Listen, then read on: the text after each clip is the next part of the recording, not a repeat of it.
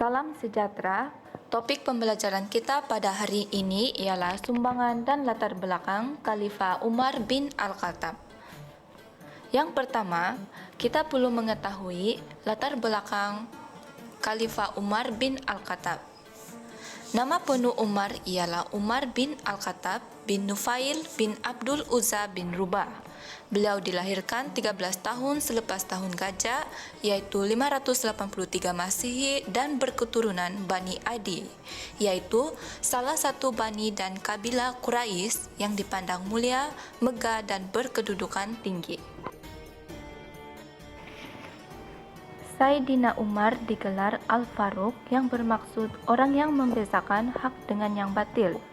Gelaran ini diberikan oleh Rasulullah Sallallahu Alaihi Wasallam semasa beliau membawa sekumpulan umat Islam untuk bersembahyang di hadapan Ka'bah secara terbuka untuk pertama kalinya dalam sejarah Islam. Umar sendiri yang menjaganya daripada gangguan orang Quraisy. Yang seterusnya ialah beliau merupakan seorang ahli perniagaan.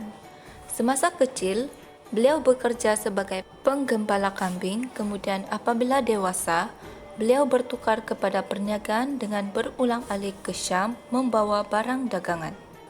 Beliau turut memegang jawatan sebagai khalifah kedua daripada Khulafa Al-Rashidin dan menjadi khalifah pada hari Selasa, yaitu 22 Jamadil, akhir 13 Hijrah. Beliau memerintah sepanjang tempoh 10 tahun, 6 bulan, yaitu 13 hingga 23 Hijrah atau 633 hingga 644 Masihi. Khalifah Umar Al-Khattab meninggal pada usia 63 tahun, yaitu pada bulan Zulhijjah 23 Hijrah. Beliau dimakamkan bersebelahan dengan makam Rasulullah Sallallahu Alaihi Wasallam dan Sayyidina Abu Bakar As-Siddiq.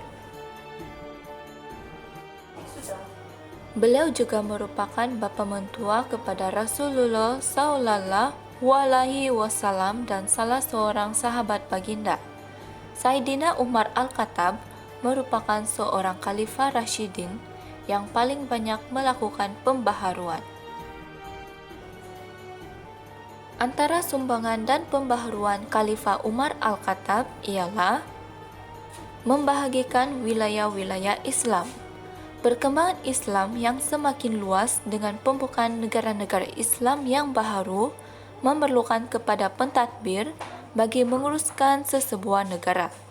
Dengan perluasan kuasa ini, Khalifah Umar telah membahagikan kerajaan Islam yang semakin luas kepada beberapa wilayah demi menjaga kelicinan pentadbiran Islam. Di wilayah-wilayah tersebut, Sayyidina Umar meletakkan beberapa orang pegawai untuk menjalankan pentadbiran. Seterusnya ialah melantik pegawai wilayah. Di setiap bahagian pentadbiran wilayah yang ditetapkan, Khalifah Umar telah melantik seorang gubernur yang dinamakan Amil. Amil menjadi ketua di setiap bahagian dan memperoleh kuasa eksekutif dan kehakiman daripada khalifah. Setiap amil yang dilantik hendaklah datang ke Makkah setiap tahun untuk membuat laporan. Khalifah Umar berkebolehan dalam memilih pegawai-pegawai yang cekap bagi melicinkan pentadbirannya. Sebelum seorang gubernur itu dilantik, mereka hendaklah mengisytiharkan harta mereka bagi mengelakkan daripada rasuah. Selain itu, beliau juga membentuk Majlis Syura. Khalifah Umar telah membentuk satu Majlis Syura yang merupakan lembaga atau majlis perunding yang tertinggi. Majlis ini terbahagi kepada dua, yaitu Majlis Syura Tertinggi dan Majlis Syura Am. Semua perkara yang melibatkan masalah politik, keselamatan dan sosial negara akan dibincangkan bersama-sama dalam majlis tersebut. Majlis Syura ini juga bertanggung jawab menentukan polisi negara dalam soal pemerintahan dalaman dan hubungan luar. Melalui amalan sistem syura, Khalifah Umar juga membuka peluang dan kebebasan kepada semua orang seluas-luasnya untuk mengemukakan pikiran dan pendapat mereka demi kebaikan dan keadilan Islam.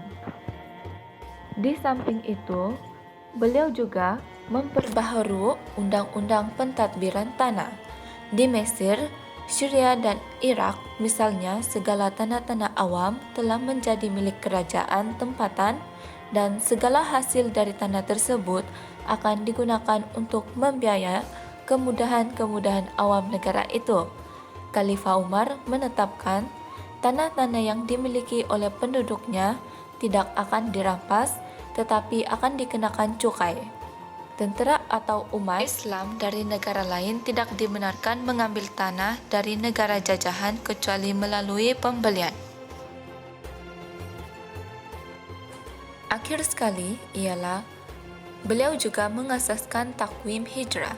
Khalifah Umar ialah pengasas takwim Islam berdasarkan tahun hijrah, iaitu bermula pada 1 Muharram tahun pertama Rasulullah Sallallahu Alaihi Wasallam berhijrah ke Madinah bersamaan 16 Julai 622 Masehi. Penubuhan takwim Islam ini dibuat pada tahun 17 Hijrah bertujuan untuk memudahkan urusan pentadbiran negara. Sebelum kewujudan takwim hijrah, surat menyurat yang diterima oleh beliau daripada panglimanya lengkap dengan tanggal hari dan bulan tetapi tanpa tahunnya.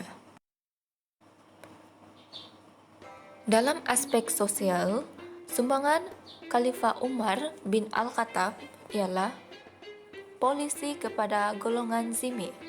Khalifah Umar telah membuat polisi baharu untuk golongan kafir zimmi. Beliau mengadakan cukai tanah dan juga jizyah kepada golongan ini. Cukai ini adalah berpatutan kerana rendah kadarnya dan tidak menyusahkan mereka.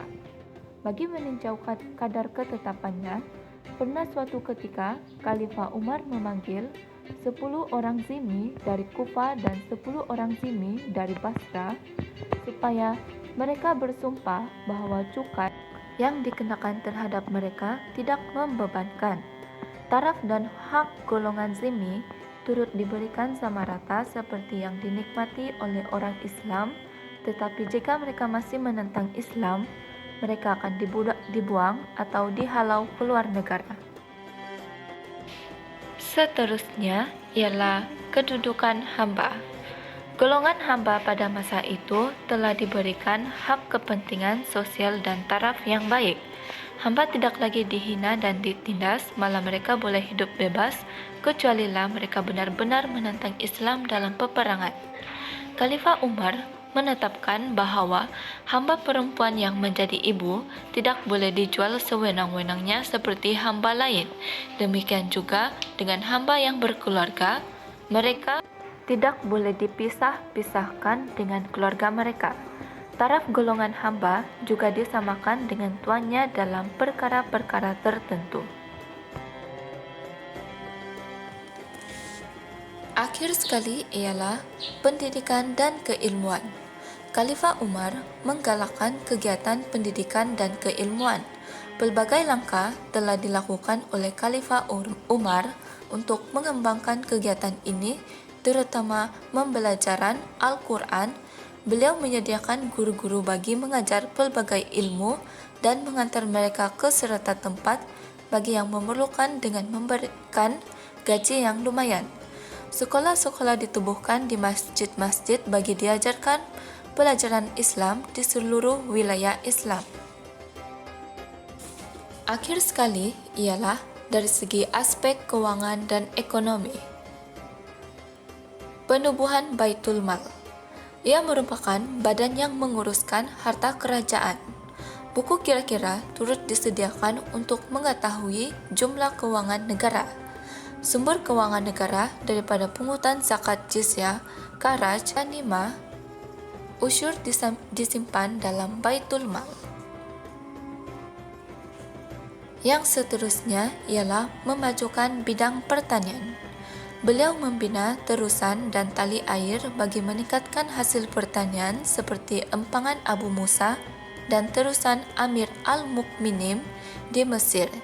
Beliau juga mengubah sistem pungutan cukai yang dikenakan berdasarkan kesuburan tanah dan jenis tanaman. Peraturan yang tidak adil dan membebankan petani dimasukkan.